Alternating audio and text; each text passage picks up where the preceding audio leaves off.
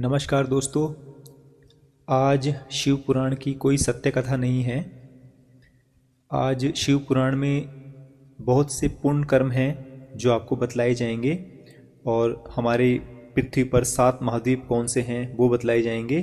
तो आप ध्यान देकर सुनिए। सबसे पहला दान जो आता है वो आता है जल दान।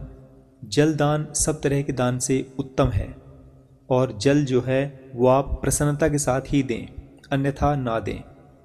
तालाब या कुआं बनवाना भी जल दान ही है। इस संसार में कोई भी जीव ऐसा नहीं जो जल के बिना निर्वाह कर सके। दूसरा पुण्य आता है वृक्ष लगाना। जो मनुष्य वृक्ष लगाता है वह भूतकाल और भविष्य काल के पितृवंशों को तार देता है। ये लगाए हुए वृक्ष उसके दूसरे जन्म में पुत्र रूप में होते हैं।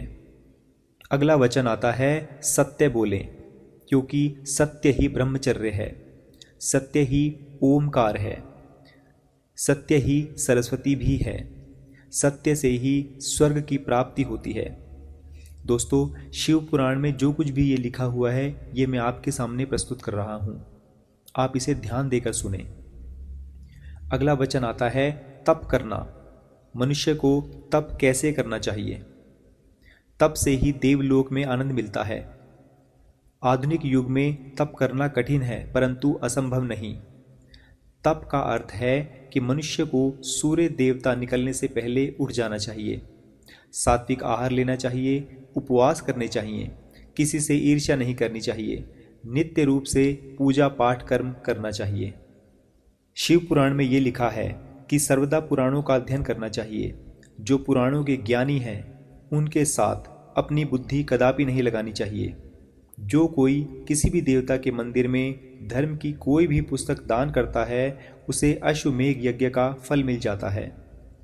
समय पर किया गया एक दान भी मनुष्य को सभी कर्मों की प्राप्ति कराता है।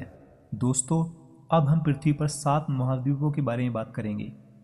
उन 7 महाद्वीपों के नाम हैं जम्बू, पलक्ष, शाल्मली, कुश, क्रौच, शाक और पुष्कर। पृथ्वी पर ये 7 महाद्वीप हैं और इनके चारों ओर लवण, इक्षुरस, घी, दही और दूध के समुद्र भी हैं। इन सब के बीच में जम्बूद्वीप स्थित है। इसके मध्य में सुमेरु नाम का सोने का पर्वत है। पूर्व दिशा में मंदराचल पर्वत, पश्चिम दिशा में विपुल पर्वत, उत्तर दिशा में सुपार्श्व पर्वत और दक्षिण दिशा में गंधमादन पर्वत हैं। इन सभी पर्वतों पर कदम्ब, जामुन, पीपल और बरगद अर्थात बड़ आदि के वृक्ष फैले हुए हैं। यही कारण है कि इसे जम्बू द्वीप कहा जाता है। यहाँ फलों के रस से भरपूर जम्बू नदी बहती है, जिसका जल वहाँ के निवासी पीते हैं। वहाँ के जीवों को कभी पसीना, दुर्गंधी, बुढ़ापा और इंद्रियों की पीड़ा नहीं सताती। ये सभी भूमियाँ स्वर्गीय हैं। यहाँ कोई भी पापी प्रवेश नहीं कर सकता। यहाँ किमपुरुष आदि नगर तो ऐसे हैं जिसमें 8000 वर्षों तक ना शोक, ना आपत्ति, ना क्षुधा और ना ही भय होता है। यहाँ सतयुग, त्रेता युग और द्वापर युग ही हैं। यहाँ कभी वर्षा नहीं होती, फिर भी भूमि के चारों ओर नदियाँ बहती रहती हैं।